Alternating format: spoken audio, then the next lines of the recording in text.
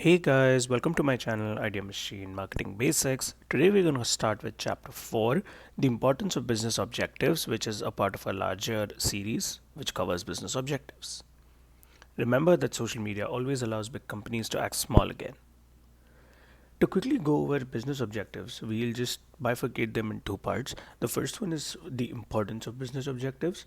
As you know, every business who's out there today needs to have goal setting and objectives in order to make sure that they are a successful entity, be it a small, medium, or a large size business. It really depends. Business survival truly depends on how the company thinks about its future and sets targets accordingly for their future.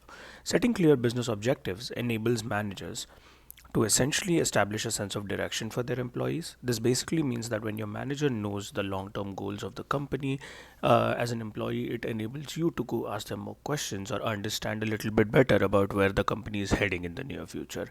This will also give you a sense of direction while you're working with the organization. It also enables people to provide specific targets for future strategies and have a very clear aim to be working towards. This essentially means that when a company thinks of business objectives, they also have company level objectives that they want to achieve, which tells the employee that, okay, my company wishes to achieve X amount of market share, or they want to increase their profits by so and so, and therefore it gives you a tangible objective to work towards.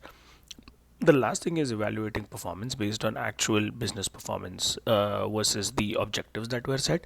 This means that, let's say, the company's goal was to achieve X amount of profit for the year of 2024, and by the end of 2024 there can be two instances: one, that they achieve the profit, which means that every employee has contributed to the success and they all get a bonus, or that they do not achieve that target and that every employee then has to work harder to achieve the goals for next year. This also enables them to understand what the employee's performance was through the entire year and what their contributions were towards this objective. So this is super crucial as well. Moving forward, we'll quickly go over objectives of private sector businesses. Now, this is a little more specific with regards to just private sector, and we'll have two slides that cover just some objectives that private sector businesses might set as they start out. The first and foremost being profit maximization. Again, a very simple and clear rule of most businesses is that they are in it to make profit. Profit maximization is very critical for rewarding investors and providing financial growth to the company, and it is achieved by optimizing and producing at a level where the total revenue exceeds the expenditure. What this means is, let's say you're selling a product, for example, a phone.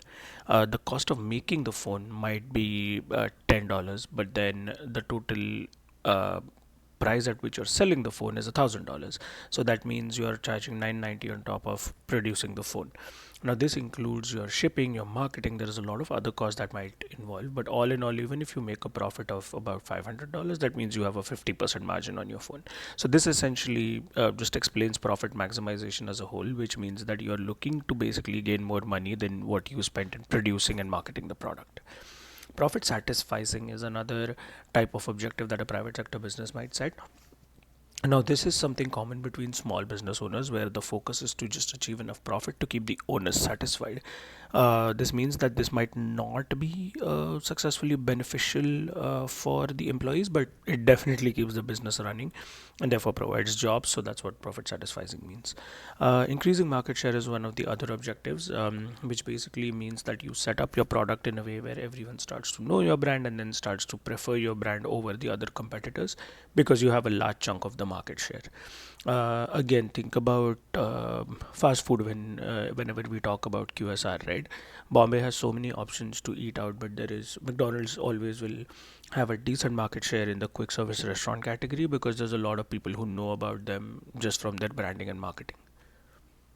To quickly go over another bunch of business private sector objectives as we were doing previously, one of them is CSR. CSR essentially just includes tackling social, environmental, and ethical issues which are done by brands. Today, as Gen Z is on the rise, a lot of businesses are taking over CSR, which was not previously a part of their plan. So that's fantastic as well. This basically means that the company is contributing not only to the economy but also to the society. Maximizing short-term revenue is another potential private business objective, which basically is very beneficial for staff when salaries are bonus-based. Think of sales-based roles where you have to essentially sell something in order to get a huge bonus. So let's say you end up selling more, the company also makes profit that way, and you also make more money that way. And the last one is increasing shareholder value. Now, this is again very crucial when you want to scale up your business and achieve higher profits. If your company manages to deliver shareholder value, which means if someone else has invested in your company and they get more money out of it, they also tend to influx more money into your company so that you can make them even more money. And that basically increases not only the shareholder value but also the value of your company. With that, today's chapter comes to an end. Thank you so much for watching, and don't forget to like, share, and subscribe. I was late this week, as generally I upload on Sundays, but due to some personal commitments, I couldn't. But I look forward to uploading another video early next week as well. And thank you so much for watching. Do follow us on Idea Machine 09 at Instagram if you don't already, and have a great week ahead.